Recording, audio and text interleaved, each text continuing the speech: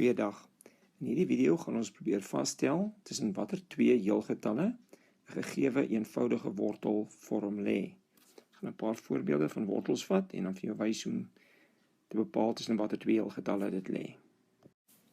Die heelgetalle wat ons ken word voorgestel deur die hoofletter Z en dit is al die heel, negatiewe en 0 en positiewe getalle. Daar is dus nie desimale of breuke tussenin nie.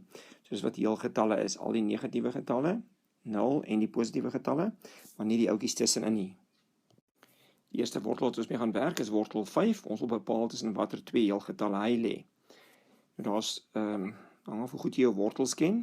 Ek sou net die sakrekenaar vat en hierdie wortel 5 in die sakrekenaar indruk en dan sy desimale waarde verkry wat so sal lyk. Die sakrekenaar moet vir ons 'n antwoord te gee 2,23 wat bepaal dat hierdie getal, wortel 5, lê tussen 2 en die volgende heelgetal wat dan 3 sal wees. Indien jy jou wortels werklik ken en die deel van wiskunde goed verstaan, sal jy agterkom dat wortel 5 lê eintlik tussen wortel 4 en wortel 9. Dit beteken hierdie wortel 4 se antwoord is dan 2 en die wortel 9 se antwoord is dan 3. Alle wortels tussen 4 en 9 sal dus tussen 2 en 3 lê. So dit is nogal belangrik om dit te probeer verstaan. Ons kan nie alles met die sakrekenaar doen nie, so wortel 5 lê tussen wortel 4 en wortel 9, waar dan tussen die heelgetalle 2 en 3 sal lê.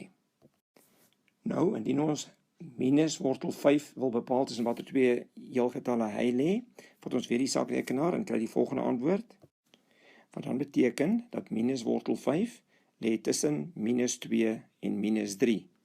Pas op net vir die manier van skryf wat ons hier sal gebruik. Jy kan ook net sê, hy lê tussen minus 2 en minus 3. So mens het gesê, hy lê tussen minus 2 en minus 3. Dan die skryfwerk jy nie die mekaar maak nie. Indien jy wortels werklik verstaan, so jy verstaan dat die minus wortel 5 lê tussen minus wortel 9 en minus wortel 4. Hierdie een wat dan vir ons 'n wortel wat vir ons 'n 2 kan gee, en hierdie een wat dan vir ons 'n 3 kan gee.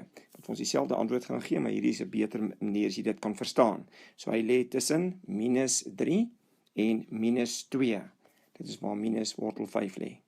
So dan weer eens die finale antwoord is dat minus wortel 5 lê tussen minus 3 en minus 2.